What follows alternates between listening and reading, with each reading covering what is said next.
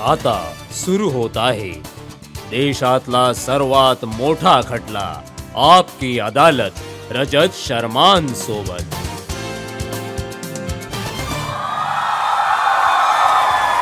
नमस्कार, खूप खूप स्वागत आहे आपलं आपकी अदालतमध्ये। आजचे आपले पाहुणे आहेत मोदी सरकारातील सगळ्यात ॲक्टिव्ह मिनिस्टर्स पैकी एक। जेव्हा जेव्हा सरकारवर संकट येतात, जेव्हा केव्हा पक्षावर संकट येतात, तेव्हा त्याची रक्षा करण्यासाठी, त्यांना डिफेंड करण्यासाठी हे सर्वात प्रथम मैदानात उतरतात। Please welcome union minister Piyush Goyal.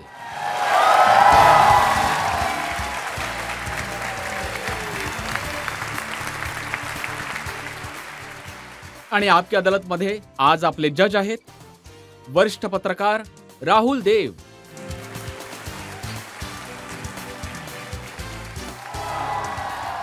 आणि यापूर्वी की आजचा खटला सुरू होईल, आरोप आणि प्रत्यारोप यांची मालिका सुरू होईल, आजचे जज राहुल देव यांच्याकडून परवानगी घेऊया आजची कारवाई सुरू करण्याची। परवानगी आहे। आणि पीयूषजींवर आरोप करण्यापूर्वी प्रत्यारोपांची मालिका सुरू होईल, प्रश्नांची फेरी सुरू होण्याआधी एक नजर टाकूया पीयूष गोयल यांच्या पॉलिटिकल करिअरवर। भारत सरकारमधील ज्येष्ठ मंत्री पीयूष गोयल मोदी सरकारचे संकट मोचक आहेत। पीयूष गोयल यांच्या जबाबदारीची यादी बरीच मोठी आहे। पीयूष गोयल हे कॉमर्स आणि उद्योग मंत्री आहेत, कन्झ्युमर अफेअर्स, फूड अँड डिस्ट्रीब्युशनचे सुद्धा मिनिस्टर आहेत।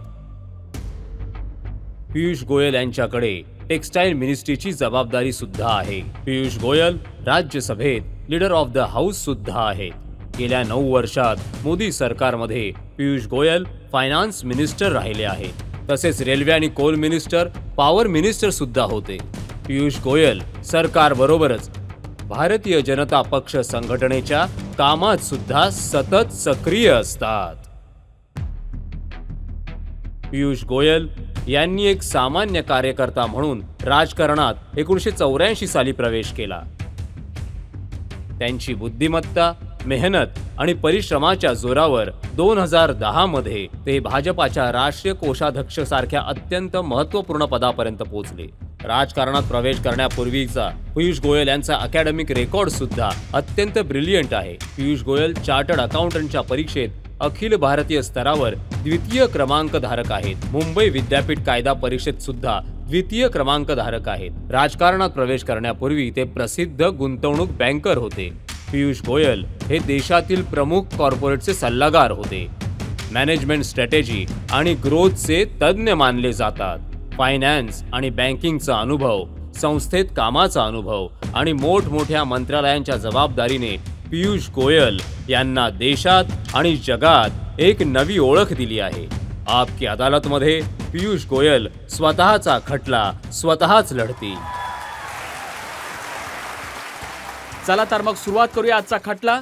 आपकी अदालतमध्ये पहिला आरोप केंद्रीय मंत्री पीयूष गोयलवर। आपकी अदालतमध्ये केंद्रीय मंत्री पीयूष गोयल यांच्यावर पहिला आरोप आहे की हे परिवारवादाच्या राजकारणाचे प्रतीक आहेत। पीयूषजी, भाजप वारंवार म्हणतो की आम्ही परिवारवादाच्या विरोधात आहोत, घराणेशाहीच्या विरोधात आहोत, परंतु तुमच्या आईने निवडणुका लढवल्या, 3 वेळा MLA झाल्या, वडील खजिनदार राहिले, बीजेपीचे आमदार राहिलेले आहेत, अटलजींच्या सरकारमध्ये ते मंत्री होते। मग हा परिवारवाद नाहीये तर मग दुसरं काय आहे? रजतजी, परिवारवाद तो असतो जेव्हा एखादी व्यक्ती साधारणतः थेट एखाद्या पदावर लादली जाते। तर 2008 पर्यंत तर मी साधारणतः मुंबईचा, महाराष्ट्राचा एक हो, तरी पण कार्यकर्ता पोस्टर चिटकवून डोर टू डोर कॅम्पेनिंग करायचो। माझी आई तेव्हा घरीच डिंक तयार करायची, कारण त्यावेळी पैसेही नव्हते डिंक विकत घेण्यासाठी, म्हणून पोस्टर चिकटवण्यासाठी आम्ही घरीच गोंद तयार करायचो। त्यानेच आम्ही रात्री जाऊन पोस्टर चिकटवायचो। माझी हँडरायटिंग तितकी चांगली नसल्याने वॉल रायटिंग सुपरवाइज व्हायची आमची। तिथूनच सर्व कामं सुरू झाली। मला कधी आई वडिलांनी किंवा कुटुंबातील दुसऱ्या कोण्या व्यक्तीने हॉइस्ट किंवा कधी फोर्सही मी नाही तर केले ऐकलं आहे ही की गोष्ट 2008 साली करण्यासाठी। तुम्ही तुमच्या वडिलांकडे गेला होतात आणि त्यांना सांगितलं की बाबा माझ्यासाठी राज्यसभेची नियुक्ती करा।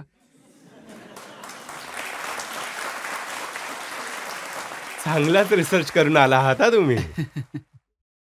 ते या कोर्टात मी कबूल करतो, की मनात एक इच्छा तर असतेच. जेव्हा बाबांची टर्म संपत आली, तर तेव्हा मी त्यांना एक विनंती केली, की जर अडवाणीजींबरोबर ते बोलू शकले तर मग तेव्हा त्यांनी ॲक्चुअली मला घरी बोलावले आणि जवळ-जवळ 1 तास बसवून ही गाईडेड मी, की "हे बघ, जर तू माझ्या सीटवर बसलास, तर आयुष्यभर तुला हे वाटत राहिलं असेल, की मी या राजकारणात होतो म्हणून तुला हे पद मिळालंय. तुझ्या क्षमतेवर, तुझ्या मेहनतीवर कधी ना कधी तर अशी संधी मिळेल. मिळाली तर ठीक, नाही तरी ठीक. कारण राजकारणात तू काय पद मिळवण्यासाठी नाही आलेला आहेस. तुला एक नेहमीच संधी हवी होती काहीतरी करून दाखवण्याची, ते करून दाखव." आणि त्यानंतर थोड्याच दिवसात त्यांना कॅन्सर झाला अँड ही पास्ड अवे. तर मी खूप समाधानी आहे, की त्यावेळी मला हे नाही मिळालं. जर तेव्हा हे पद मिळालं असतं, तर आज इतक्या समर्थपणे आपकी अदालतमध्ये येऊन तुमच्या प्रश्नांना सामोरे जाताना मला त्रास झाला असता. पण हे खरं आहे का? तुमची आई लोकांना जे सांगायची ते पियुष तर 4 वर्षाचा असल्यापासून कॅम्पेनिंग करायचा, जनसंघाचे झेंडे वाटायचा? हो, मी सुद्धा ऐकली आहे ही गोष्ट, की मी रस्त्यावर उभा राहून सगळ्यांना विचारायचो, की तुम्ही कोणाला मत देणार? मी तर माझं मत भारतीय संघाला देणार आणि दिव्यावर शिक्का मारणार आणि त्यांना वोट देणार. तेव्हा एवढी समज नव्हती, की मत द्यायला अजून वेळ आहे. समज तर हळू आली. मी हे पण ऐकलंय, की लहान असताना ज्या नेत्यांच्या मांडीवर बसून तुम्ही खेळलात, त्याच संघामधले गुरु गोळवळकर पण होते. त्यामध्ये अटलबिहारी वाजपेयी पण होते. तर खेळता-खेळता तुम्ही पण काही शिकलाच असाल ना?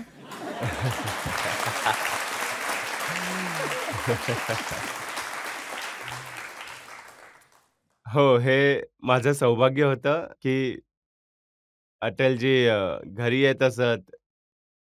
तर आपले अनेक नेत्यांचे डायमेन्शन्स बाहेर नाही आहेत, कळत नाहीत आपल्याला. ते अत्यंत लाजाळू स्वभावाचे होते, पण फारसे घरात ते कोणाशीच बोलत नसत. मी एकदा दुपारी आपल्या घराच्या लिव्हिंग रूममध्ये गोट्या खेळत होतो, मार्बल्स. मला कळलंच नाही ते केव्हा येऊन बसले आणि ते आपले धोतर-बितर घालून एका खुर्चीवर स्थानापन्न झाले होते अँड सॉ मी फेल. मी तर 2 फुटांवरच्या गोट्यासुद्धा मारू शकत नव्हतो. तर त्यांनी माझ्याकडून एक गोटी घेतली. काही गोष्टी लक्षात राहतात. त्यांनी हे बोट वापरून त्यांनी आपल्या अंगठ्याने 8 फूट दूरची गोटी मारली आणि मला वाटतं त्या दिवसापासूनच मी त्यांचा फॅन झालो. लहान-लहान गोष्टी कधी-कधी बऱ्याच वेळा फार मोठा मेसेज शिकवून जातात. आमच्याकडे मोठमोठे नेते येत असत, पण कोणी कार्यकर्ता असो वा नेता, सगळे एकत्रच जेवत असत, एकत्र बसत, एकत्रच राहत असत. तर ते जे लाईफमध्ये अर्ली लेसन मला मिळाले, ते मला वाटतं आज आदरणीय पंतप्रधान नरेंद्र मोदींना त्या ॲक्शनमध्ये पाहून कसे त्या संस्कारांना ते या समाजात, देशाच्या राजकारणात घेऊन येत आहेत. ते पाहून आम्ही देखील इन्स्पायर होतो आणि हे आम्हालाही पण खरं आहे का, की अटलजी तुम्हाला एकदा विमानातून घेऊन गेले होते आणि 2-3 दिवस फिरवून आणलं होतं? मी स्टुडंट होतो, शाळेत शिकत होतो आणि एक दिवस छानसे बाटाचे बूट आणि कपडे घालून त्यावेळी विमानतळावर गेलो. टर्मॅकवर ते दिल्लीवरून आले होते आणि नंतर सांगली, कोल्हापूर क्षेत्राच्या 4 दिवसांच्या दौऱ्यावर ते होते. त्यावेळेस ते परराष्ट्र मंत्री होते. आणि मला त्या विमानतळाच्या टर्मॅकवर पाहून, "इकडे काय करतोयस?" असं विचारलं. तर मी म्हटलं, की "माझ्या सुट्ट्या चालू आहेत." तर ते म्हणाले, "चल माझ्याबरोबर." I was taken aback. कपडे नव्हते, अ, अ, काही तयारी नव्हती. पण आम्ही त्यांना चाचाजी म्हणायचो लहानपणापासून. चाचाजींचे इतकं प्रेम होतं, की ते विमानात बसवून मला घेऊन गेले. 4 दिवसांचा दौरा होता, पण एक एक फेंट रिकलेक्शन अजूनही आहे. ते माझ्याबरोबर गेले. कोल्हापूर पहिला स्टॉप होता. तिथे दुकानात गेले. माझ्यासाठी कोल्हापुरी चपला घेतल्या, झब्बे पायजामे घेऊन दिले आणि मग 4 दिवस त्यांच्याबरोबर राहिलो. त्यातला एक प्रसंग तुम्हाला मी नक्की सांगू इच्छितो. खूप इंटरेस्टिंग आहे. लता मंगेशकरांचा, दीदींचा एक सत्काराचा समारंभ सांगलीला आयोजित होता. त्या समारंभात अटलजींनी बरोबर 1 तासाचं भाषण केलं होतं. ते पूर्ण 1 तासाचं भाषण पूर्णपणे राजकारण त्यात अजिबात नव्हतं. भारताच्या संस्कृतीवर, भारताच्या कलेवर, भारताच्या संगीतावर आणि भारताच्या सांस्कृतिक वर्षावर त्यांनी जे 1 तासाचं भाषण त्यांनी पूर्णपणे जे दिलं, ते मी आयुष्यात कधीच विसरू शकणार नाही. आणि आज जेव्हा 100व्या मन की बातचा एपिसोड मी पंतप्रधान नरेंद्र मोदींचा बघत होतो, तेव्हा मला या गोष्टीची आठवण झाली, की कसे प्रधानमंत्री मोदीजी 100 महिन्यांपर्यंत प्रत्येक महिन्यात जनतेशी संवाद साधत आहेत. खरं तर जनतेच्या मनातली गोष्ट ते उजाळा देतात आणि जनतेसमोर ठेवतात. आणि कधीही या 100 एपिसोडमध्ये एकदा सुद्धा मोदीजींनी राजकारणावर आधारित विषय या मन की बात कार्यक्रमामध्ये ते बोलले नाहीत. ही काही छोटी-मोठी गोष्ट नाही. ही खूप चांगली गोष्ट आहे की तुम्हाला चार्टर्ड अकाउंटंट बनवलं. तुम्ही दुसऱ्या क्रमांकावर होता हे पण ऐकलंय मी. तुम्ही लॉ पण केलंत. तर तुम्हाला असं वाटलं नाही का की एवढ्या उच्च शिक्षित माणसाच्या राजकारणात काय काम आहे? ऑन द कॉन्ट्ररी मला जे वाटतं आणि मला जे समजतं, जर तुम्ही पंतप्रधान मोदीजींचं पण ओव्हरऑल कॅबिनेट पाहिलं, त्यांची स्वतःची काम करण्याची तयारी पाहिली, तर खरं म्हणजे आपली एक प्रकारे ही ओळख आहे. म्हणूनच भारतीय जनता पक्षाचे सर्वोच्च नेतृत्व, मग ते पंतप्रधान मोदी असोत, आदरणीय अमित शहाजी असोत, राजनाथजी असोत, सगळेच एक प्रकाराने देशाच्या सेवेसाठी नवीन टेक्नॉलॉजीचा वापर कसा करावा, डिजिटल मीडियाचा लाभ कसा आमच्या विविध कार्यक्रमांसाठी आम्ही करू शकतो, जागतिक दर्जाच्या अत्याधुनिक गोष्टी भारतात लवकरात लवकर कशा येऊ शकतात. जर तुम्ही विचार कराल, BS6 गाड्यांचे स्टँडर्ड, जे आपल्या पर्यावरणासाठी चांगलं आहे. युरोप आणि अमेरिकेत ते नुकतेच लॉन्च झाले आहे, त्याबरोबर भारतात सुद्धा. अगोदरच्या जमान्यात परदेशात लॉन्च झाल्यानंतर 20 वर्षांनी ते भारतात येत असे. 5G टेक्नॉलॉजी भारताने कदाचित अनेक विकसित देशांच्या अगोदर सुरू केली. आणि आता संपूर्ण भारतात वेगाने प्रधानमंत्री मोदीजी स्वतः त्यावर नियंत्रण ठेवून आहेत, की कसं लॉन्च करायचं. वेगवेगळ्या गोष्टींनी भारतातल्या लोकांमध्ये एक आत्मविश्वास आला आहे. आणि तो आत्मविश्वास असण्याच्या मागे एक फार मोठा हात मोदींच्या संवेदनशील नेतृत्वाचा आहे. आणि त्याचबरोबर ज्या प्रकारे त्यांची काम करण्याची जी पद्धत आहे, नवीन-नवीन प्रयोग, नवीन-नवीन पद्धती काम करण्याची, एक तऱ्हेने मला तर वाटतं ते स्वतः मॅनेजमेंट गुरूसारखंच हे काम करत आहेत. पण केजरीवाल तर म्हणतात की 4थी पास आहेत. ते त्यांची डिग्री मागत राहतात.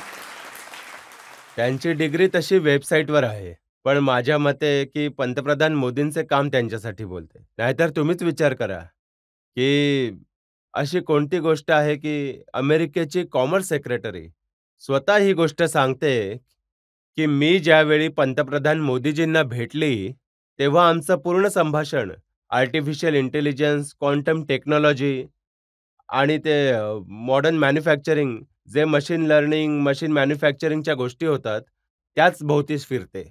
शेवटी इतकी मोठी विचारसरणी, आधुनिक विचारसरणी ज्या व्यक्तीकडे आहे, माझ्या मते ते आपल्या सर्वांचं चार्टर्ड अकाउंटन्सी आणि इंजिनिअरिंग आणि मॅनेजमेंटच्या डिग्रीच्या खूपच वर आहे, जी पंतप्रधानांची आहे. जनतेमधून प्रश्न जे लोक विचारू इच्छितात. हो सर, आम्ही नेहमी पाहतो तुम्हाला पूजा अर्चा करताना. तर प्रश्न असा आहे की तुम्ही बजरंगबलीचे भक्त आहात का? निश्चितच भक्त आहे. दर मंगळवारी तुम्ही मला हनुमान मंदिरात जाताना पाहाल, जे कॅनॉट प्लेसवर आहे. दर शनिवारी मला न्यायमार्गावर एक हनुमान मंदिर आहे. या दोन्हीही देवळात मला तुम्ही दर मंगळवारी आणि दर शनिवारी जाताना पाहू शकता. आणि जगात मी कुठेही गेलो असलो, तरी माझा हा प्रयत्न असतो, की जर कुठेही आपले मंदिर असेल, तर तिथे मी जाऊ. लंडनमधल्या स्वामीनारायण मंदिरात मी गेलोय, सिडनीच्याही गेलोय, देशाच्या विविध विभागात गेलोय. एकदा तर वॉशिंग्टनला देऊळ शोधता-शोधता मला 1 तास लागला होता रात्री. कारण थोडं दूर होतं ते मंदिर, सापडतच नव्हतं. पण आम्ही 1 तास ड्राईव्ह करून गेलो होतो.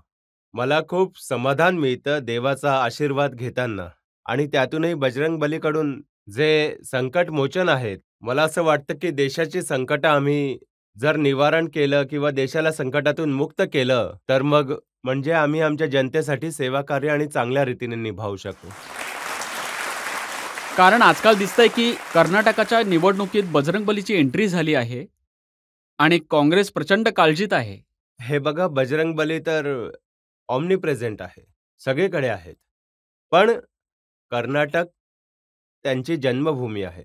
लोकांच्या मनात बजरंगबलीविषयी आस्था आहे आणि फार दुर्भाग्यपूर्ण स्थिती आहे, की काँग्रेस पक्ष जसे आदरणीय पंतप्रधान बोलले, अगोदर त्यांनी भगवान रामांना कुलपात बंद करण्याचे प्रयत्न केले होते. राम सेतूचा विषय आला तर म्हणाले, की राम सेतू कधी नव्हताच. राम जन्मभूमीचा विषय आला, तर त्यांनी असे बरेच प्रयत्न केले, की एक राम मंदिर, एक भव्य मंदिर रामाच्या आराधनेसाठी कधीच बनू नये. त्या दिवशी जेव्हा त्यांनी आपलं मॅनिफेस्टो रिलीज केला, तेव्हा बजरंग दल हे बजरंग दल काय आहे? भगवान हनुमानाबद्दल अ, आस्था ठेवणारी एक समाजसेवी राष्ट्रभक्त एक संस्था आहे. लेते. जर अशा रीतीने हिंदू भावनांना परत-परत दुखवण्याचा जर प्रयत्न करत असेल, समाजात तुष्टीकरण आणेल, समाजात फूट पाडण्याचा प्रयत्न करत असेल, समाजात अराजकता निर्माण करण्याचा प्रयत्न करत असेल, तर भारतीय जनता खूप समजदार आहे. मला वाटतं भारतीय जनता बघत आहे काँग्रेस जे काम करतंय.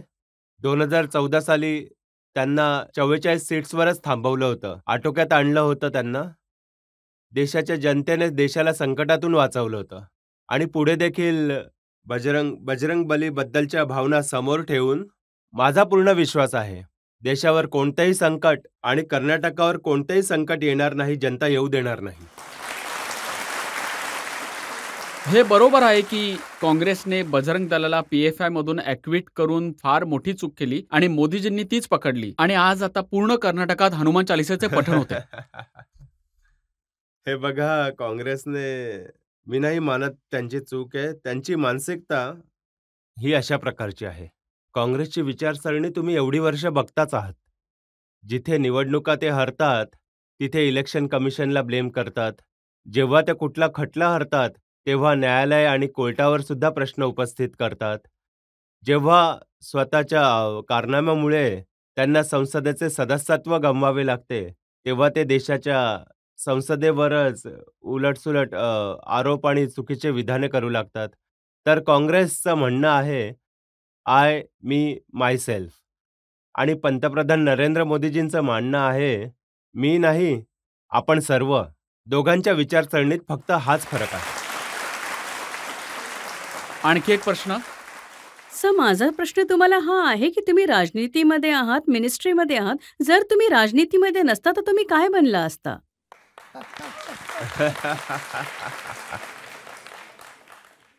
हे बघा, एक प्रकारे तर जर मी मागे वळून पाहिलं, तर 1988 साली मी CA आणि लॉ संपवलं. 87 साली मी दोन्ही केलं.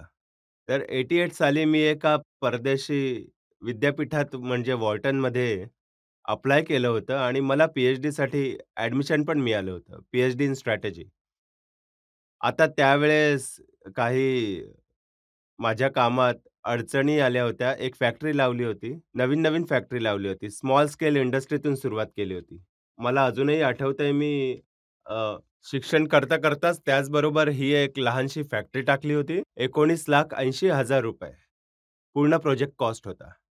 ते पण माझ्या वडिलांचं जे पेन्शनचे पैसे आले, जो प्रॉव्हिडंट फंड मिळाला होता, पेन्शनला कम्यूट केले होते आणि लिव्ह इन्कॅशमेंट मिळाली होती. त्यातून माझं भांडवल तयार झालं आणि फॅक्टरी टाकली. त्यावेळेस काही समस्या आल्या म्हणून मी नाही जाऊ शकलो. तर कदाचित तिथे गेलो असतो आणि शिकलो असतो. आता कदाचित प्रोफेसर झालो असतो. किंवा तुम्ही इन्व्हेस्टमेंट बँकर राहिला असतात तर कोट्यवधी रुपये कमावले असते. हे बघा, ही गोष्ट खरी आहे, की मी भरपूर पैसे कमावले ॲज अ इन्व्हेस्टमेंट बँकर म्हणून मला चांगलं यश मिळालं.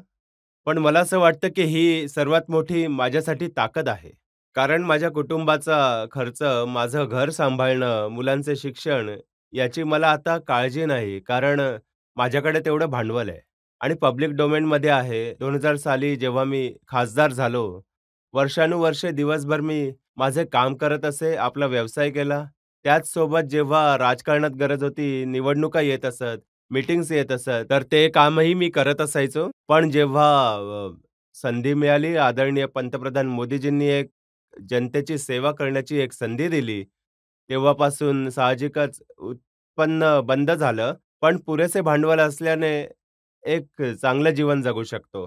कुटुंबाला जे सांभाळू शकतो, त्यांचे पालनपोषण, त्यांचे शिक्षण व्यवस्थित करू शकलो आणि आता समाजसेवेसाठी पूर्णपणे मी वेळ देऊ शकतो. परंतु मुंबईत तुम्ही राहणारे, दिसायला राजबिंडे, सिनेमा पाहण्याची आवड, कधी असं वाटलं नाही की आपण हिरो बनू शकतो? सिनेमाचा शौक तर प्रचंड आहे आणि आनंदाची गोष्ट अशी आहे, की मी 3 इडियट्स सारखा नाहीये, जो चुकीच्या प्रोफेशनमध्ये चालला जाऊ. मला ॲक्टिंगची एबीसीही येत नाही. माझी डायलॉग डिलिव्हरी खूप वाईट आहे. मला घशाचाही त्रास आहे. म्हणून मी कधीही चुकून सुद्धा सिनेमात जाण्याची मी कधी आशा ठेवली, ना कधी स्वप्न पाहिलं, ना कधी प्रयत्न केले. मला असं वाटतं, की मी जे काम करतोय, त्यात मला खूप समाधान मिळतं. आता माझ्यासाठी जीवन-मरणाचा हाच एक प्रश्न आहे, की कसं पंतप्रधान मोदीजींचा जो दृढ संकल्प आहे, पुढच्या 25 वर्षात भारताच्या अमृत काळात कसे भारताला एक विकसित देश बनवायचे, एक समृद्ध देश बनवायचे आणि प्रत्येक व्यक्तीपर्यंत पोहोचवायचे. पियुषजी, आपण इथे एक ब्रेक घेऊया. एका ब्रेकसाठी थांबूया आणि ब्रेक नंतर आपकी अदालतमध्ये पियुष गोयलवर जनतेचे आरोप आणि प्रत्यारोपांची मालिका सुरूच राहील. त्यांच्यासाठी भोजन आणि जीवन हे निव्वळ जेवण्यासाठी नाही आहे. आपल्यातले अनेक लोक पूर्ण वेळ आणि त्यामध्ये काही प्रमाणात मी स्वतःलाही दोषी ठरवतो, की मुंबईला जाऊन जर पावभाजी नाही खाल्ली तर मजाच काय आहे त्यात.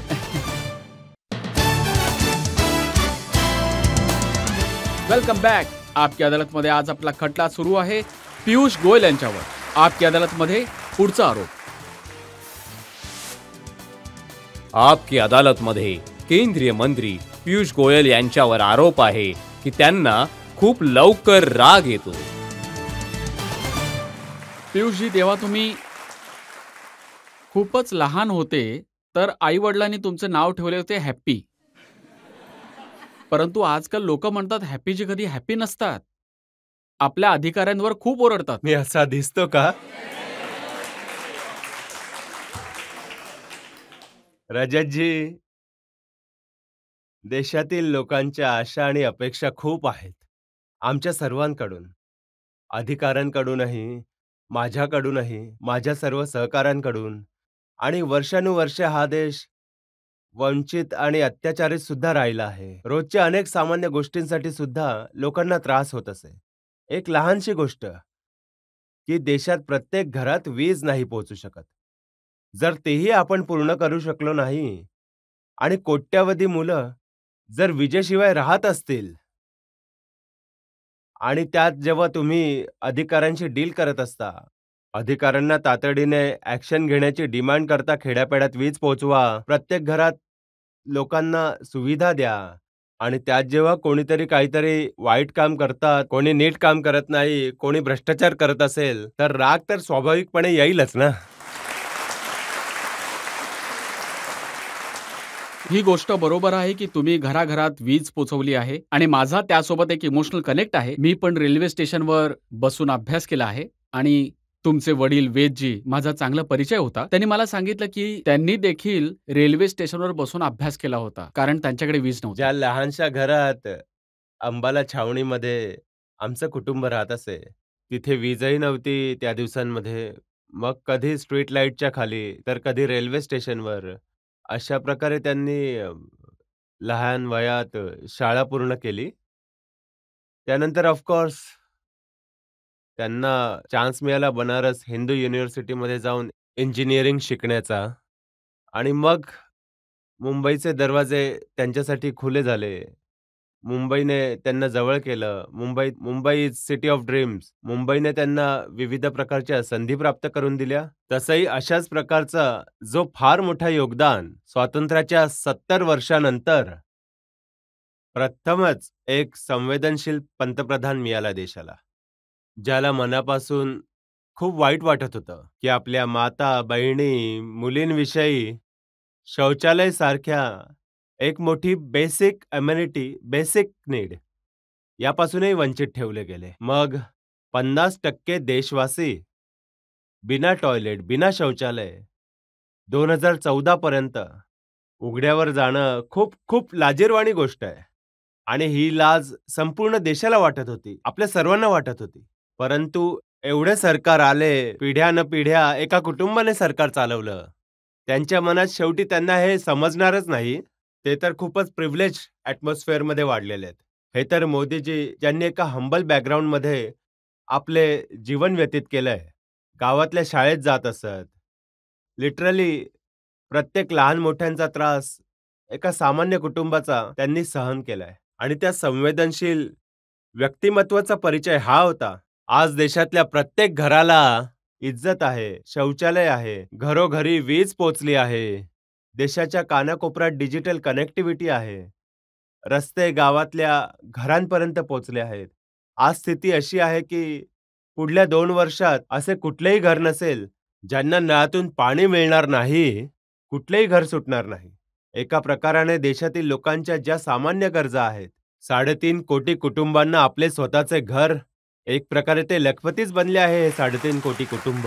आणि संपूर्ण सरकार जोमाने काम करतं.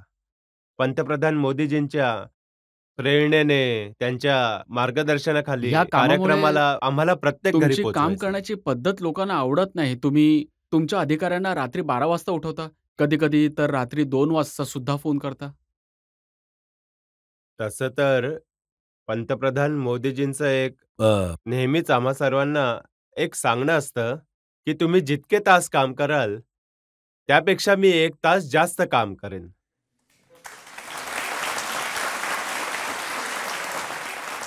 आणि वेळ कमी आहे, काम खूप जास्त आहे.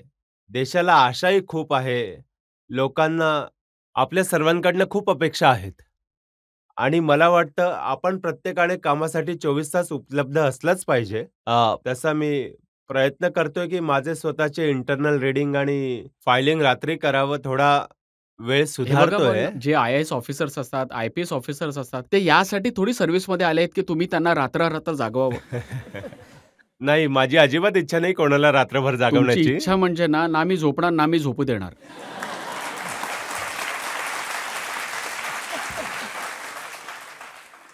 हा गंभीर आरोप आहे रजतजी.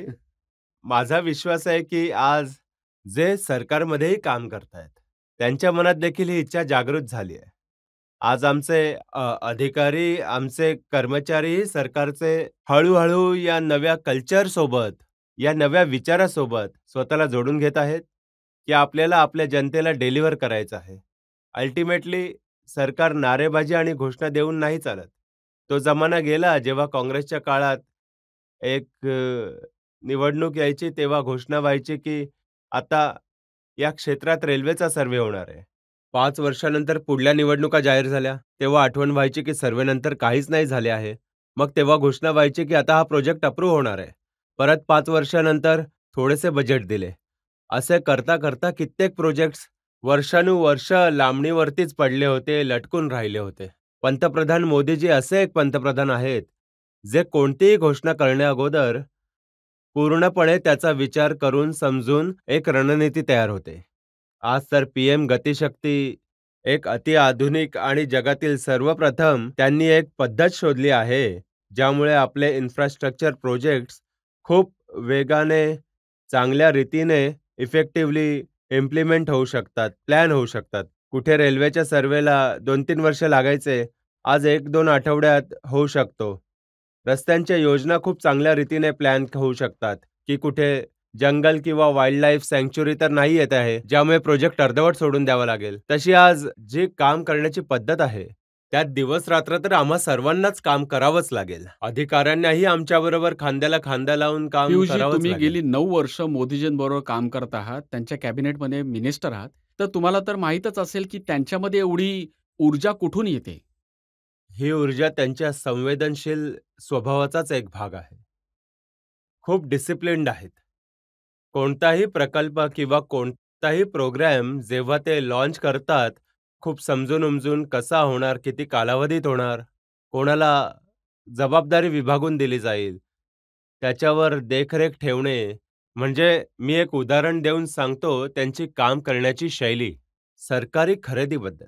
आता सरकारमध्ये साधं पेन पेन्सिल खरेदी करतो किंवा कोणतीही सर्व्हिस घ्याल, प्रत्येक गोष्टीसाठी आम्हाला जेम पोर्टल आदरणीय पंतप्रधानांनी कन्सेप्च्युअलाइज केलंय. शासकीय खरेदीची एक संपूर्णपणे पारदर्शी व्यवस्था, गव्हर्नमेंट ई मार्केट प्लेस, ज्याला जेम म्हणतात, ती जेम लागू केली आहे. आता नुकतंच जे वर्ष संपलंय त्यात 2,00,000 कोटींची शासकीय खरेदी जेम मार्फत करण्यात आली. आणि एक शैक्षणिक संस्थेचा अंदाज आहे की 40,000 कोटी रुपये सरकारी तिजोरीतले, जो एका अर्थी जनतेचा पैसा आहे, तो वाचवण्यामध्ये जेमचे माध्यम उपयोगीच पडले आहे. मग जेव्हा तुम्ही जगभरातल्या इंटरनॅशनल लीडर्सना, हेड ऑफ द स्टेट्सना, कॉमर्स मिनिस्टरच्या नात्याने भेटता, तेव्हा ते नाही विचारत का की मोदीजी नक्की काय खातात? ते जेवतात केवळ जिवंत राहण्यासाठी. त्यांच्यासाठी भोजन आणि जीवन हे निव्वळ जेवण्यासाठी नाही आहे. आपल्यातले अनेक लोक पूर्ण वेळ, आणि त्यामध्ये काही प्रमाणात मी स्वतःलाही दोषी ठरवतो, की मुंबईला जाऊन जर पावभाजी नाही खाल्ली तर मजाच काय आहे त्यात. आपल्या सर्वांना तर वाटतं की खाण्याच्या चवीला आपण एन्जॉय करतो. पंतप्रधानांना तर जेवढे मिनिमम जेवण्याची आवश्यकता आहे त्याची सवय पडली आहे. आणि तुम्हाला तर माहीतच आहे, नवरात्रात तर ते सगळे 9 दिवस केवळ पाणी पिऊनच राहतात. तर त्यांची जी आस्था आहे, त्यांचा जो दृढ संकल्प आहे की आपले जीवन पूर्णपणे समाजाला समर्पित करायचं आहे, हे त्यांच्या ऊर्जेचे सर्वात मोठे गुपित आहे. तर मग जसं तुम्हाला राग येतो, तुम्ही तुमच्या अधिकाऱ्यांवर रागवता, तसेच मोदीजींना पण राग येतो का तुमच्यावर? आता हे ऐकून तुम्हाला आश्चर्य वाटेल की मला ओरडले तर कधीच नाहीयेत, पण अनेकदा एक सल्ला मात्र दिलाय की तुम्ही लोकांवर ओरडणं बंद करा. पंतप्रधान मोदीजींच्या स्वभावातच कोणावर ओरडणे नाहीये. ते समजावून सांगण्यावर विश्वास ठेवतात. आणि कधी त्यांच्यासोबत तुम्ही वार्तालाप करा, कधी कोणते प्रेझेंटेशन द्या, कधी मीटिंग असो किंवा 1 तासाचे चर्चासत्र, त्यात आदरणीय पंतप्रधान फार कमी बोलतात. 1 तासात जेमतेम 5 मिनिटं, 10 मिनिटांच्या वर ते बोलतच नाहीत कधी. पण त्यांचे इम्प्रेशन तर असे आहे की त्यांच्यासमोर कोणीच बोलू शकत नाही. तेच बोलतात आणि इतर ऐकतात.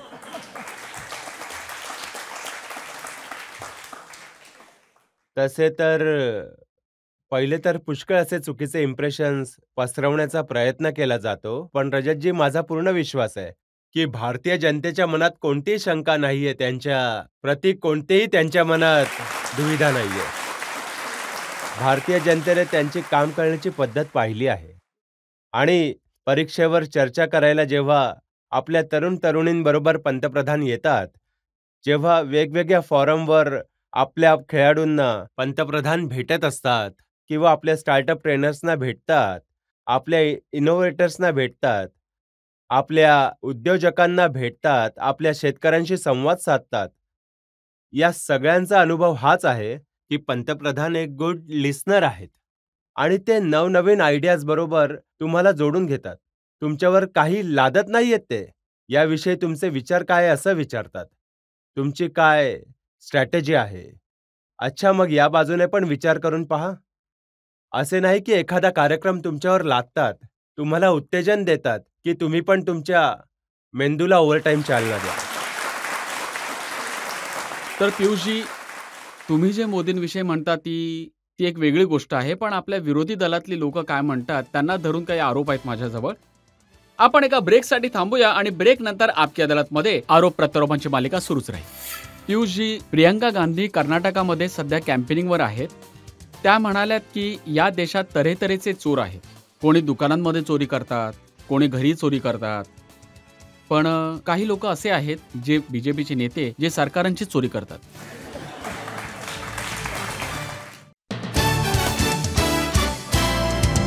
Welcome back. आपकी अदालतमध्ये आज आपले पाहुणे आहेत सरकारातले केंद्रीय मंत्री पियुष गोयल.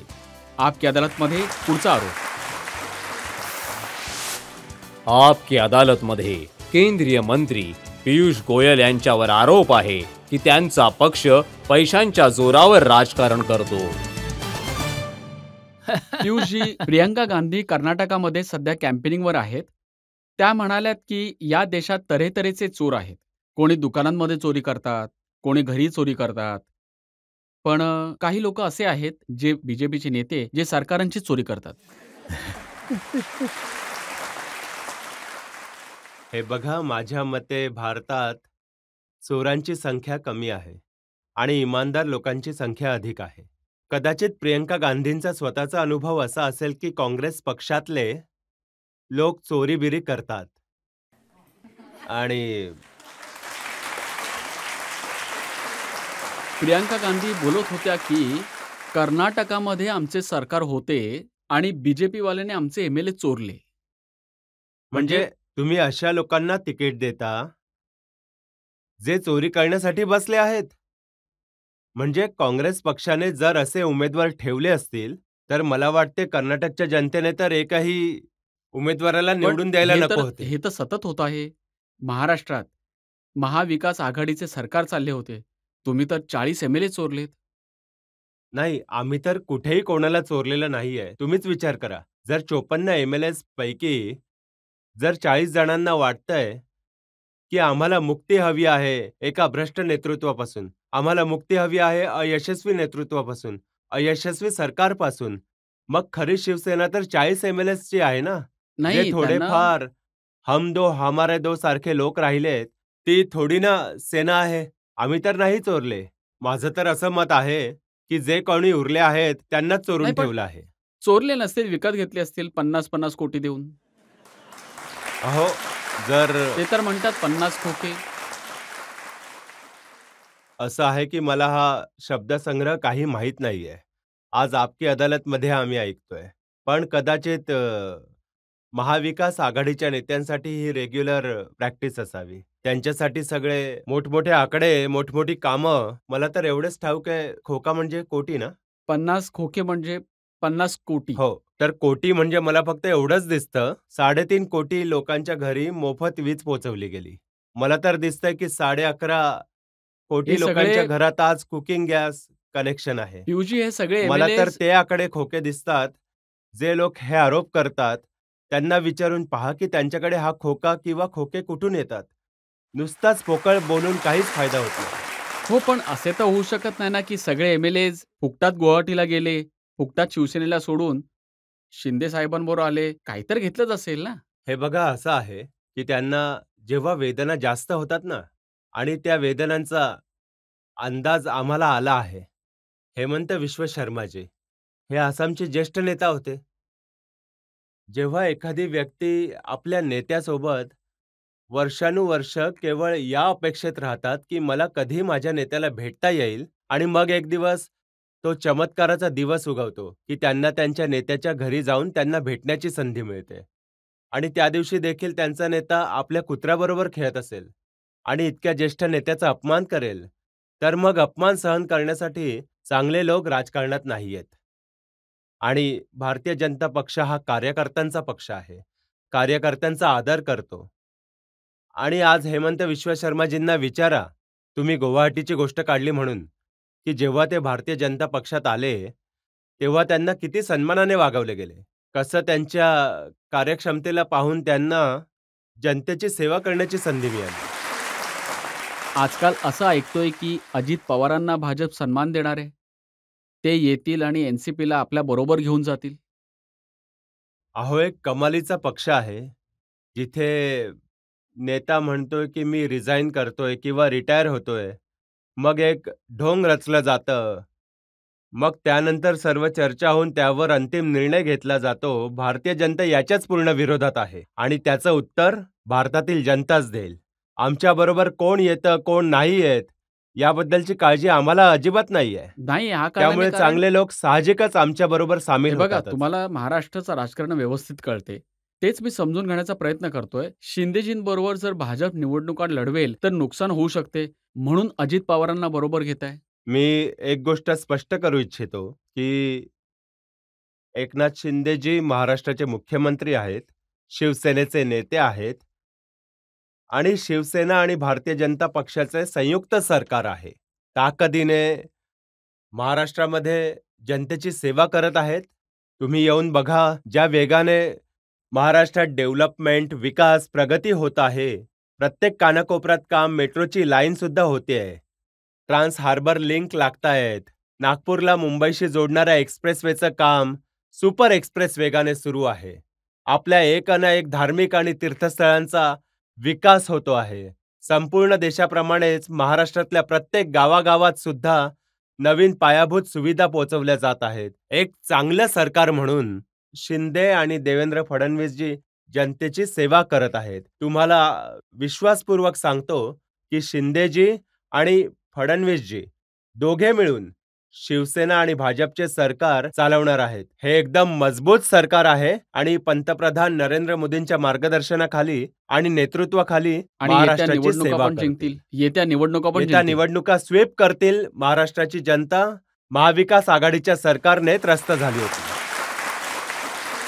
राहुल गांधी म्हणतात की भारतीय जनता पक्ष निवडणुका जिंकतो कारण त्यांच्याकडे भरपूर पैसा आहे, कोट्यवधी रुपये आहेत. हे बघा, राहुल गांधींची ते आणि माझी व्यक्तिगत ओळख नाहीये, तुमची असेल कदाचित. जर तुम्ही किंवा माननीय जज साहेबांनी जर त्यांना काही सल्ला दिला तर त्यांना एकच सांगावं, भारतीय जनतेचा अपमान करणे बंद करा. ते आपल्या स्वतःच्या एमएलएसचा तर अपमान करतातच, ते स्वतःच्या मुख्यमंत्र्यांचा परत परत अपमान करतातच. तुम्हाला आठवतच असेल की काँग्रेसच्या कार्यकाळात कितीतरी मुख्यमंत्र्यांचा अपमान केला गेला. कितीतरी मुख्यमंत्र्यांना रात्रभरात काढून टाकण्यात आले. कितीतरी मुख्यमंत्र्यांचे सरकार उद्ध्वस्त करण्यात आले. ही काँग्रेसची काम करण्याची पद्धत आहे. पण स्वतःच्या पक्षाचा अपमान करता ते त्यांना ठाऊक आणि त्यांच्या पक्षाच्या लोकांना माहीत. भारतीय जनतेचा अपमान करू नका, कारण इलेक्शन आम्ही भारतीय जनतेच्या बळावरच जिंकत असतो. भारतीय जनतेच्या मतांनी मोदीजींना आज 303 जागा भाजपाच्या एकट्याच्या आहेत. पूर्ण बहुमताची सरकार दोनदा या जनतेने आम्हाला दिली आहे. मोदीजींच्या प्रेमाखातर त्यांच्यावर विश्वास ठेवून दिले आहे. जनतेचा अपमान करणं कृपया राहुल गांधींनी बंद करावे. हा प्रश्न मी अशा करता विचारला कारण की ह्याआधी भाजपाकडे फारसा पैसा नसायचा. जेव्हा पियुष गोयल ट्रेझरर बनले, त्यांनी सगळे आपल्या मोठमोठ्या कनेक्शन्स, उद्योजकांच्या कनेक्शन्सचा वापर केला आणि भाजपाकडे भरपूर पैसा येऊ लागला. त्यामुळे आता निवडणुकांमध्ये पैसा खर्च करण्यास काहीच त्रास होत नाही. हे बघा, भारतीय जनता पक्षाकडे जो पैसा येतो तो एका प्रामाणिक व्यवस्थेतून येतो. भारतीय जनता पक्षात पैसा येतो तो थेट बँकेच्या खात्यात जमा होतो. भारतीय जनता पक्षात जेव्हा एखादा देणगीदार देणगी देतो तर तो कोळशाच्या खाणीसमोर कधीच नाही देत. ते क्विक प्रो नसतं. ते आउट ऑफ अ फिलिंग की देशात काहीतरी चांगले, त्यांच्या मनात हा एक प्रयत्न असतो, एक इच्छा असते की सरकारने चांगलं काम करावं. त्यासाठी ते येतात आणि ते सरळ भारतीय जनता पक्षाच्या खात्यात जमा होतात. म्हणून तर तुम्हा सगळ्यांना ते पाहायला मिळतं. या इतर पक्षांनी उत्तर दिले पाहिजे की जेव्हा त्यांच्याकडे कलेक्शन होते पार्टी फंडाचे, तेव्हा तो पैसा कुठे जातो?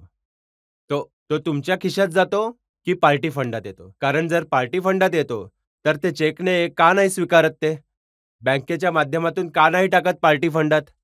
या प्रश्नांचे खरे तर उत्तर या पक्षांनी द्यायलाच हवे. राहुलजी असे म्हणतात की बीजेपीची जी धोरणे आहेत ती केवळ 4-5 उद्योजकांना सपोर्ट करणारी असतात, म्हणून पैसा येत असतो. मी पूर्ण दाव्यासह सांगू शकतो आज आपकी अदालतमध्ये की भारतीय जनता पक्ष एकमेव असा पक्ष आहे ज्याचे सरकारमध्ये आज देशातल्या कोणत्याही उद्योजकाने हे सांगावे की त्यांना या पक्षाच्या कोणत्याही सरकारकडून फेवर मिळाला आहे किंवा एखादा कॉन्ट्रॅक्ट मिळाला आहे विदाउट ड्यू प्रोसेस, बिना पारदर्शी संधी प्रत्येकाला मिळते.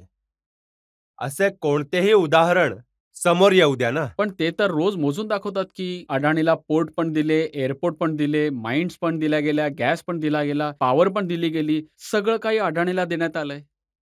जेव्हा पोर्ट म्हणाल तर ते पोर्ट तर जेव्हा काँग्रेसचं सरकार होतं तर त्याच का त्यांना मिळालं होतं, तर त्याचं उत्तर तर त्यांनीच द्यावं की पोर्ट कसे काय अदानीला मिळाले. राजस्थानात त्यांचा एक मोठा सोलर प्रोजेक्ट येतो आहे. तेव्हा त्यांच्या शेजारी कोण बसलं होतं?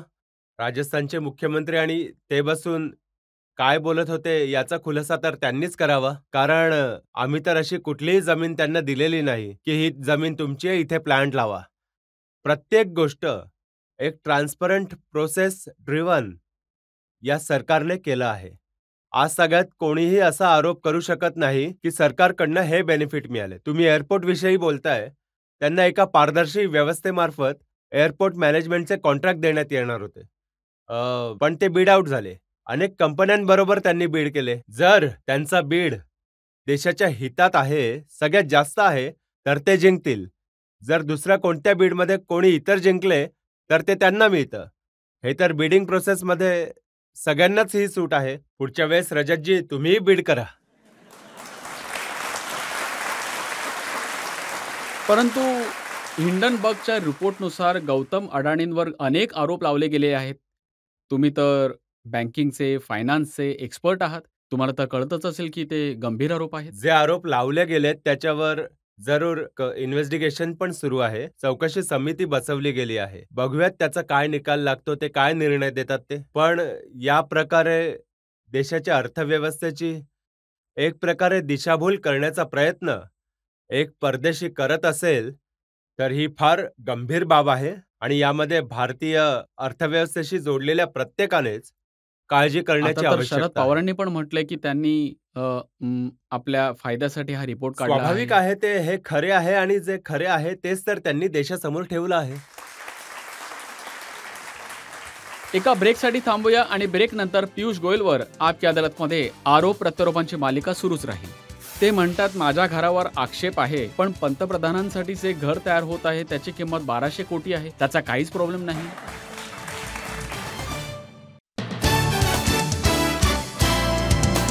Welcome back. आपकी अदालतमध्ये आजचा खटला सुरू आहे. प्रश्न विचारत आहोत केंद्रीय मंत्री पियुष गोयल यांना. आपकी अदालतमध्ये पुढचा आरोप. आपकी अदालतमध्ये केंद्रीय मंत्री पियुष गोयल यांच्यावर आरोप आहे की त्यांचे सरकार लोकशाहीची हत्या करत आहे. पियुषजी, राहुल गांधी खूप सरळ सरळ शब्दात म्हणतात की मोदीजींनी देशामध्ये लोकतंत्राची हत्या केली आहे. कोणालाही बोलण्याची अनुमती नाहीये. ते पार्लमेंटमध्ये बोलतात तेव्हा त्यांचा माईक बंद केला जातो. त्यांना आपले म्हणणे ऐकवण्यासाठी लंडनला जावे लागते. लोकशाही केव्हा धोक्यात येते? जेव्हा लोकांसाठी फ्रीडम ऑफ स्पीच नसतं, फ्रीडम ऑफ एक्सप्रेशन नसतं. आणि हे केव्हा झालं होतं? आणीबाणीत झालं होतं. लोकशाही जेव्हा तेव्हा धोक्यात येते, लोकांच्या फंडामेंटल राईट्स, त्यांच्या अधिकारावर कुलूप लावलं जातं, तर त्याकडे दुर्लक्ष केलं जातं. आणि हे कधी घडलं होतं? आणीबाणीमध्ये घडलं होतं. लोकशाहीचा मृत्यू तेव्हा होतो, लोकशाही धोक्यात तेव्हा येते, जेव्हा लाखो समाजसेवी कार्यकर्त्यांना भिन्न भिन्न पक्षांचे कोणत्याही कारणाशिवाय, बिना कोणती लिगल प्रोसेस, कोर्टातल्या कोणत्याही न्यायाशिवाय जेलमध्ये टाकण्यात येतं. अगदी ते अटल बिहारी वाजपेयीजी, लालकृष्ण अडवाणीजी, लोकनायक जयप्रकाश नारायणजी, नानाजी देशमुख, मोठमोठे नेता मोरारजी देसाई, चरणसिंगजी, या देशातल्या सगळ्यात विरोधी पक्षाला, मग ते कम्युनिस्ट पक्षाचे असो, जुन्या काँग्रेस पक्षाचे असोत, भारतीय जनसंघाचे असोत, सगळ्यांना एकत्र लाखो लोकांना जेलमध्ये टाकून विरोधी पक्षाला फोडून काढण्याचा प्रयत्न होतो. तेव्हा लोकशाही धोक्यात येते. अ व्हेरी फॅक्ट की तुम्ही मला हा प्रश्न इथे विचारू शकता. व्हेरी फॅक्ट की काँग्रेस पक्ष बिनबुडाचे बेताल आरोप नेहमीच करत असतात आणि ते तुम्ही टीव्हीवर दाखवता. कारण पियुषजी, लोकशाही तर जिवंतच नाही. लोकशाही तर मोदीजींच्या राज्यात अधिक ज्वलंत होत आहे, पण अधिकाधिक तीव्र होत आहे. राहुल गांधी म्हणतात की एक लहानशी केस होती, त्या कारणामुळे त्यांचे पार्लमेंटचे सदस्यत्व रद्द करण्यात आले. पार्लमेंटचे सदस्यत्व गेले आणि 24 तासाच्या आत त्यांना घर सोडावे लागले. ही लोकशाही आहे का? आता जो दोषी आहे, ज्याने गुन्हा केलाय, मग तो आझम खान असो किंवा मुख्तार अन्सारी असो अथवा राहुल गांधी असोत, जो कोणी दोषी ठरला असेल, देशाचा कायदा आहे. देशाचा कायदा बनवण्यामध्ये हा पर्टिक्युलर नाही, कायदा नाही, नाही, नाही. असे बनवण्यात पहा, काँग्रेस नेत्यांचा युक्तिवाद असा आहे, की या कुटुंबाने अनेक बलिदान दिले आहेत. इंदिराजींचे बलिदान, राजीवजींचे बलिदान. आता त्यांच्याबरोबर असेच थोडी वागू शकतो आपण. मला तर आश्चर्य वाटलं होतं जेव्हा प्रमोद तिवारीजी राज्यसभेत उपनेता आहेत काँग्रेसचे. त्यांनी टेलिव्हिजनवर एका इंटरव्ह्यूमध्ये हे सांगितलं होतं, की गांधी कुटुंबासाठी जेव्हा कधी सेंटेन्सिंग होते, मग ते कोणताही गुन्हा करोत किंवा कितीही दोषी ठरोत. पण जेव्हा सेंटेन्सिंग होईल, तेव्हा गांधी परिवारासाठी वेगळा कायदा लागू केला पाहिजे. तुमच्यातले किती लोक या गोष्टीशी सहमती दाखवू शकता का? त्यांच्या विचारधारेत एक कुटुंब सर्वप्रथम आणि त्यामागे 1 ते 100 पर्यंत एकच कुटुंब आणि भारतीय जनता कुठे मागे पडली आहे त्याचं बघा, हे काही त्यांचे म्हणणे असे आहे, की त्यांनी अडाणी संबंधित मोदीजींना प्रश्न विचारले. पार्लमेंटमध्ये आरोप लावले. म्हणून त्यांची बोलती बंद केली गेली. म्हणून त्यांचे सदस्यत्व गेले. म्हणून त्यांचे घर हिरावून घेतले. देशातला कायदा व्यवस्थेचा आदर करायला हवा. शेवटी तुम्ही कोणाचीही मानहानी करता किंवा तुमच्यापैकी कोणाचाही अपमान होत असेल तर तुम्हालाही राग येईलच ना. जर अपमान केल्यानंतर तुम्ही जबरदस्ती कराल, जेव्हा कोर्ट तुम्हाला संधी देतं, तुम्हाला सांगताय की माफी मागा. माफी मागून ही गोष्टच संपली असती. तुम्ही एक प्रकारे पूर्ण समाजाचा अपमान करता. पूर्ण ओबीसी समाजाला, एका पूर्ण समाजाला अवमानित करता आणि त्यावर तुम्ही जबरदस्ती करून म्हणता की नाही, मी माफी नाही मागणार. हे पहा, आपण ते स्वतः तेच तर तर मग म्हणतात, की मी मोदीजींना नाही घाबरत. मोदीजी मला घाबरतात. त्यांनी फक्त मोदीजींचा अपमान नव्हता केला.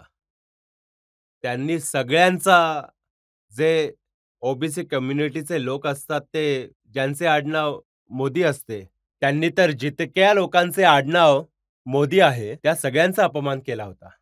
या देशाची जनता त्यांचे हे वागणे पाहते. त्यांनी संपूर्ण देशभरात भारत जोडो यात्रा केली. खूप मेहनत केली. आपली छबी सुधारवली. आता ज्यांना तुम्ही पप्पू बोलायचात, त्यांना आता लोक तपस्वी म्हणू लागलेत. आता मी कर्नाटकात पाहतोय आणि आता मला कळतंय की खरी गोष्ट काय होती. खरी गोष्ट अशी आहे की ही भारत जोडो नाही, ते त्यांचा काँग्रेस पक्षाला जोडायला करत होते. कठीण परिस्थिती आहे. कळत नव्हतं त्यांना. कारण कर्नाटकात मुख्यमंत्री पदासाठी 3-3 दावेदार आहेत. सीतारामय्याजी सोडायला तयार नाही आहेत. म्हणतात मला आणखीन एकदा मुख्यमंत्री व्हायचंय.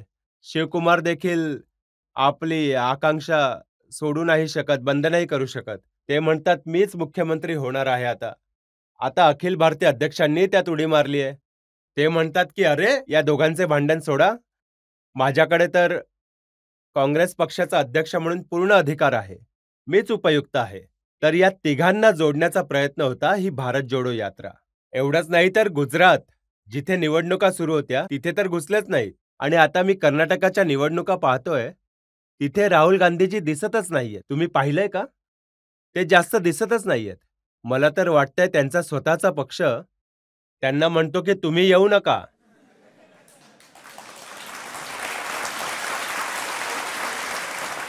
तुम्ही येता तर आम्ही ज्या मार्जिन ऑफ डिफीटने हारणार आहोत ती आणखीनच वाढेल. नाही, ते कॅम्पेन तर करत आहेत, परंतु प्रियंका गांधी जास्त कॅम्पेन करतायत. तुम्ही आणि बहुधा प्रियंकाला जास्त बघताय, राहुलजींना कमी बघतात. आता आम्ही तर तेच पाहतो जे तुम्ही आम्हाला दाखवता. आम्हाला तर राहुल गांधीची कंपेनिंगमध्ये दिसतच नाहीये. पण पियुषजी, एक गोष्ट तर खरी म्हटली पाहिजे, की जो कोणी मोदी सरकारच्या विरोधात बोलतो, त्यांच्या घरी सीबीआय पाठवली जाते, ईडी पाठवली जाते.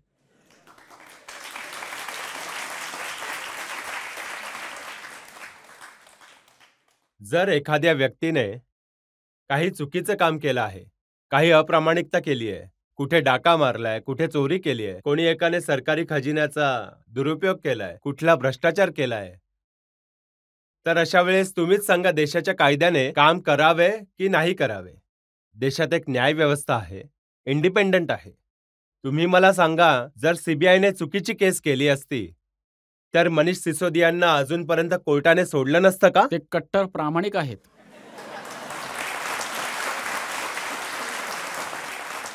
ते कट्टर इमानदार आहेत हे ते सेल्फ सर्टिफाय करतायत. जनता पियुषजी, नाही ते म्हणत आहेत सर्टिफाय की करत आहेत हे. ते तर त्यांच्यावर मग रेड पडली, त्यांच्या घरावर रेड पडली, बँकांवर रेड पडली, त्यांचे लॉकर पाहिले गेले, काहीच नाही सापडले मनीष सिसोदिया यांच्याकडून. त्यांनी आपल्या घरात नसेल ठेवले ते. कुठे ठेवलंय हे शोधण्याचं काम सीबीआय, ईडी या संस्थांना करावं लागतंय. ते आपलं काम करतायत. जर त्यांना भीती नाहीये, कशाची चिंता नाहीये, तर मग ते का काळजीत आहेत? जर सीबीआय आली आणि त्यांनी प्रश्न विचारले तर त्याची उत्तरं द्या. पण जर कोर्टाकडून त्यांना अजून काहीच सूट नाही मिळाली, जर त्यांचे 2-2 मंत्री अनेक महिन्यापासून जेलमध्ये आहेत, तर त्याविषयी जनता पण विचार करतेच आहे ना. शेवटी देशाची न्यायव्यवस्था आहे. उच्च न्यायालयापर्यंत गेले आहेत. उच्च न्यायालयाला देखील कोणत्या तरी कागदांमध्ये काही दस्तावेजात काहीतरी सापडले असावे, ज्यामुळे त्यांना सोडण्यात नाही येत आहे. तर त्याचा तुम्ही स्वतःच विचार करा की स्वतः सर्टिफिकेट दिल्याने कोणी प्रामाणिक ठरत नाही. जेव्हा जनता विश्वास करते, जेव्हा जनतेला दिसतं की पंतप्रधान नरेंद्र मोदी प्रामाणिक आहेत, इमानदार आहेत, तेव्हा ते जास्त सीट देऊन 2019 मध्ये बिनबुडाचे आरोप सगळ्यांना सोडून मोदीजींना 303 जागा देऊन पुन्हा एकदा निवडून दिले आहे. पण आता तर तुम्ही केजरीवालांना पण त्रास देत आहात. जर आता एक मुख्यमंत्री आपल्या घराच्या रिनोव्हेशनसाठी खर्च करत असेल तर काय बिघडले? हे बघा, मूळ मुद्द्यावर या. मूळ मुद्दा काय आहे? निवडणुकांच्या आधी ते म्हणत होते की शीला दीक्षितांनी एअर कंडिशनर लावले आहेत, मी ते पण काढून टाकेन. मी सरकारी गाडी नाही घेणार. मी एका साध्या घरात राहीन. माझ्या जे ऐकिवात आहे कदाचित ते म्हणाले होते मी तर झोपडपट्टीत राहीन. मी सरकारी घर नाही घेणार. साधी बोलताना सरकारी बऱ्याच गाडी गोष्टी ठेवेन. बोलता. पण आता कुणास ठाऊक त्या गोष्टी कुठे विरल्यात. आता स्वतःचं घर सोडाच, पण आजूबाजूची जितकी घरं होती ती देखील आपल्या घराशी जोडून घेतली आहेत. पण तुमच्या सरकारने देखील सेंट्रल विस्टासाठी हजारो कोट्यवधी रुपये खर्च केले आहेत. सेंट्रल विस्टा कोणा एका व्यक्तीच्या वापरासाठी नाही केला गेलाय. इथे जे ऑफिसेस बनतील त्या ऑफिसेसमध्ये भारतातील सगळे अधिकारी काम करतील. केजरीवालांनी पण जर एक घर बांधलंय ते याच करता की चांगल्या तऱ्हेने काम करू शकतील, दिल्लीच्या लोकांची अधिक एफिशियंटली सेवा करू शकतील. ते म्हणतात माझ्या घरावर आक्षेप आहे, पण पंतप्रधानांसाठी जे घर तयार होत आहे त्याची किंमत 1200 कोटी आहे. त्याचा काहीच प्रॉब्लेम नाही. सर्वप्रथम तर ही काहीतरी खोटी नाटी बिनबुडाची गोष्ट आहे. पंतप्रधानांसाठी कोणी एवढे पैसे खर्च करून कोणतेही घर बांधलं जात नाहीये. पंतप्रधान, उपराष्ट्रपती या सगळ्यांना पार्लमेंट संकुल आणि राष्ट्रपती भवनात घेऊन येण्याचा आम्ही प्रयास करत आहोत. यामुळे लोकांची गैरसोयही कमी होईल, त्यांची सुरक्षा पण ठीक राहील. आणि मला वाटतं आपण सगळेच म्हणतो की आज देशाच्या पंतप्रधानांची सुरक्षा आपल्या सगळ्यांसाठी अमूल्य आहे. आणि उरली गोष्ट केजरीवालांच्या घराची, तर आम्हाला काहीच त्रास नाहीये, त्यांनी चांगलं घर बांधावं. पण लोकांना मूर्ख नका समजू. लोकांना खोटे सांगून, बिनबुडाच्या गोष्टी सांगून फसवायचा प्रयत्न नका करू. हे नका करू की निवडणुकीच्या आधी माझं सांगण्याचं काम काही वेगळं आणि निवडणुकानंतर करायचं काम काहीतरी वेगळंच. मोदीजी जे बोलतात ते करतात आणि केजरीवाल जे बोलतात त्याच्या अगदी बरोबर उलटच करतात. आणि लोकांचा विश्वास, मोदीजींनी लोकांचा विश्वास कमावला आहे. केजरीवालांनी पूर्णपणे जनतेचा विश्वास मातीत मिळवला आहे. पियुषजी, तुम्हाला अनेक प्रकारे विविध प्रश्न विचारले गेले आणि तुम्ही धाडसाने उत्तरे दिली. कोणत्याही प्रश्नाला टाळण्याचा प्रयत्न नाही केला. आता एका ब्रेकसाठी थांबूया आणि ब्रेक नंतर ऐकू आपकी अदालत मध्ये आजचे जज राहुल देव यांचा आजच्या खटल्याचा निर्णय.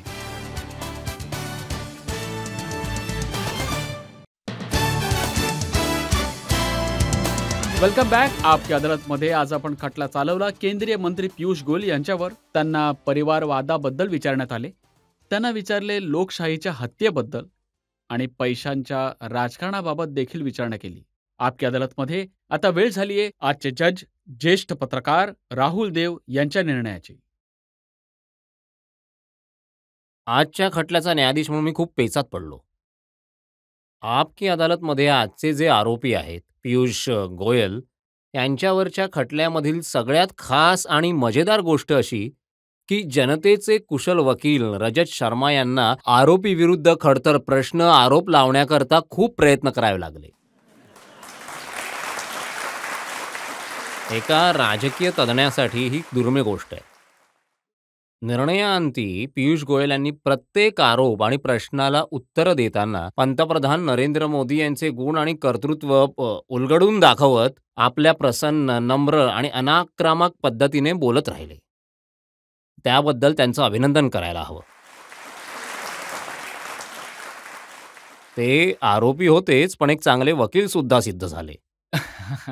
या खटल्याच्या दरम्यान पियुष गोयल यांनी स्वतःला आपल्या नेत्याचे, भरवशाचे हनुमान आणि आपले सरकार तसेच पक्षाचे उत्तम प्रवक्ता असल्याचं पण सिद्ध केलंय. अदालत पियुष गोयल यांची निर्दोष मुक्तता करते. धन्यवाद. धन्यवाद. धन्यवाद. आपकी अदालतमध्ये आज आपण खटला चालवला पियुष गोयल यांच्यावर आणि आशा आहे की पियुष गोयल यांनी दिलेले आश्वासन येत्या 25 वर्षांमध्ये देशाचे नशीब बदलण्यासाठी ते याच पद्धतीने मेहनत घेत राहतील, दिवस रात्र काम करत राहतील. आपकी अदालतमध्ये पुढच्या आठवड्यात आपण पुन्हा भेटू एका नवीन व्यक्तिमत्वासोबत. तोपर्यंत नमस्कार.